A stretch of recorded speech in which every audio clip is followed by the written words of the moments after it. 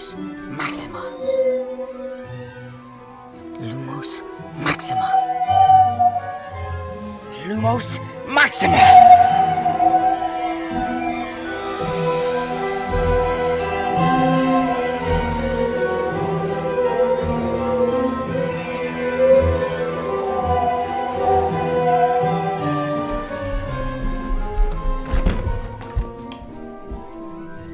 Hey, I'm back on track with my review series, and I know there's been a big gap, but hey, my dog died and I've been all depressed. Well, more depressed than usual. So depressed I don't really feel like getting out of bed or writing anything, so... But hey, here we are. Harry Potter and the Prisoner of Azkaban. This is one of the installments in the franchise that it seems is universally agreed that, in terms of both the book and the film, is one of the best, if not the best, in the entire franchise! And I am not in agreement with that. Sure, it's good. Not at all bad. In many ways, great. But there's something about it that doesn't grab me as much as the first two. Especially Chamber of Secrets. Reviews for those linked below.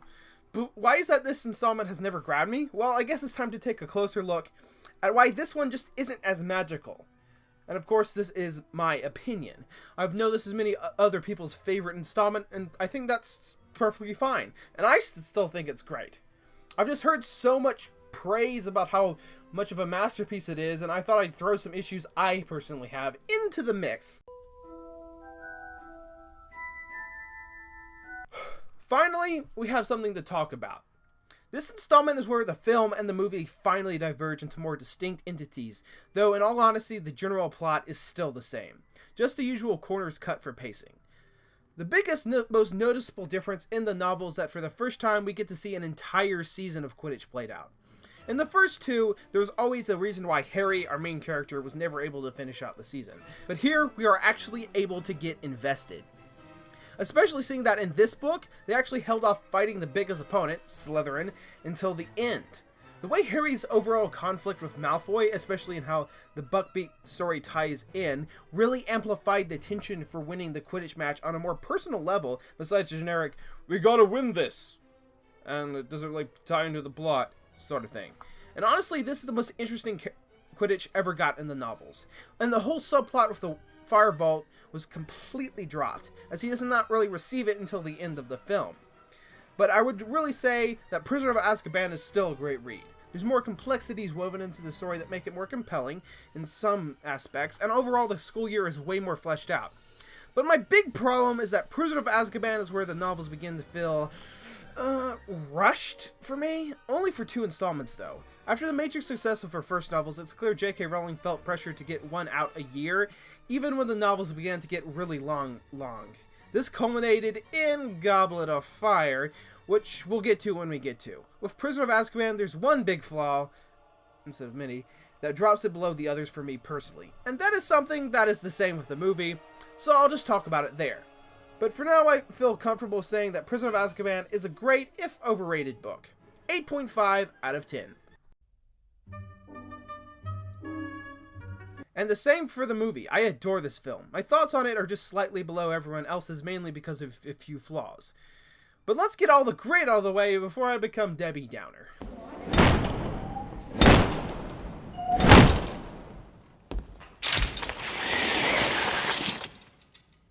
Turn to page 394.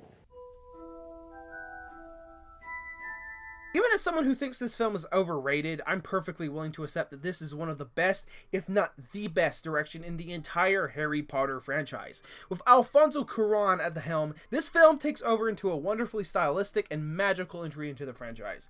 He takes small scenes from the book, such as Buckbeak flew once with him around the paddock and then went back into the ground, into an epic scene like...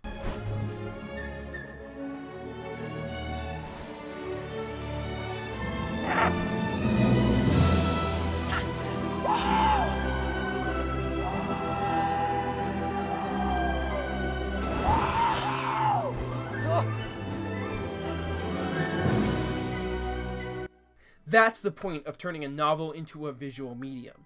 Not to stick to the page, but to transform and even improve it to make it a beauty to the eyes. Honestly, Buckbeak's flight is such a simple scene, yet it's possibly my favorite in the entire movie and one of the standouts in the franchise. Just the way the camera moves spins a unique energy into this film. He really shook things up.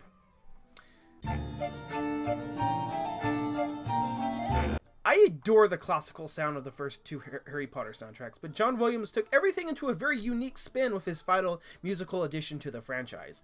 He makes use of so many cool instruments and even has a choir singing Shakespeare.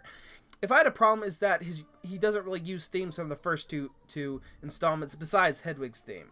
Honestly, this is an issue that carries on to the other films of the franchise. Not to say the new music is bad, it's wonderful, but a rendition of something classic from the first two films just feels like it's missing in my opinion. But as it is, the soundtrack works beautifully.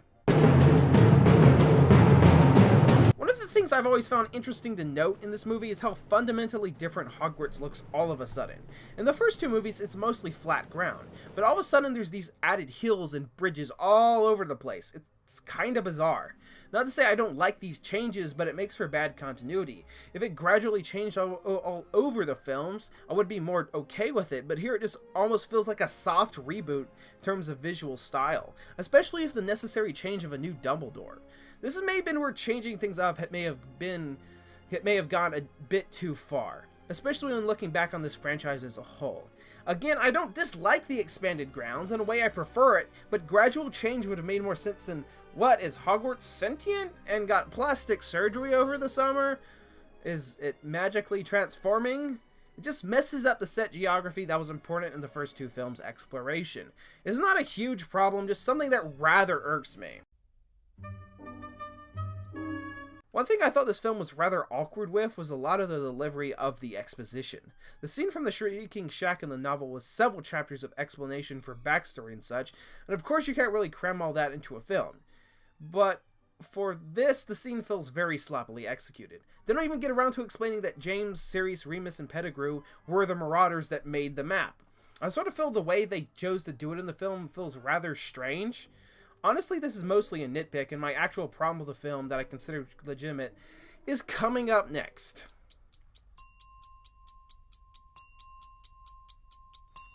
I'm sorry, but the time turner is just really bad, both book and film. And I'm not talking about the logic of the time travel itself. Whenever you're approaching a film that has that sort, you're naturally going to have to take a suspension of disbelief. It's time travel. Don't expect it to make perfect sense. And honestly, Harry Potter time travel makes enough sense. But my issue is that the time travel is brought into the story just so a schoolgirl can take more classes? Why on earth would you want to give an item of that power to a schoolgirl? I don't give a crap if she's a 13-year-old genius. She's still a 13-year-old. It's a nonsensical way to bring it into the story. And I know that apparently JK has said time turners only go back a set amount of hours before she threw those rules out the window for the Cursed Child stage production. But it's never directly said in either the book or the film. So for all I knew when reading or watching this is that the Ministry of Magic just gave a device with more power than an atomic bomb. Like, seriously, time travel is powerful to a teenager.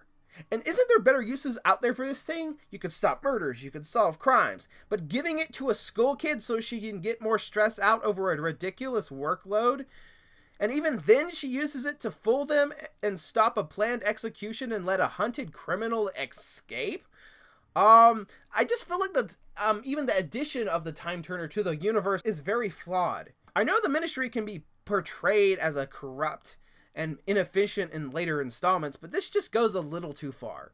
As I said, the time travel itself is fine when you sort of get past the fact that introducing the time turner sort of messes up the world. But I understand the need for it in this story, but it's just the way that it's brought into the narrative is sloppy. Why not just have Dumbledore give it to them? I say that's an easy fix, but as it is in the movie, I don't really like it.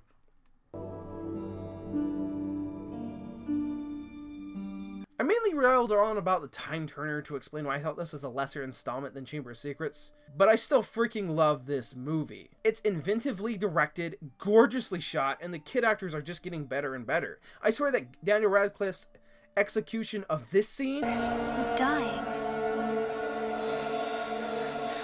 Both of you. Harry!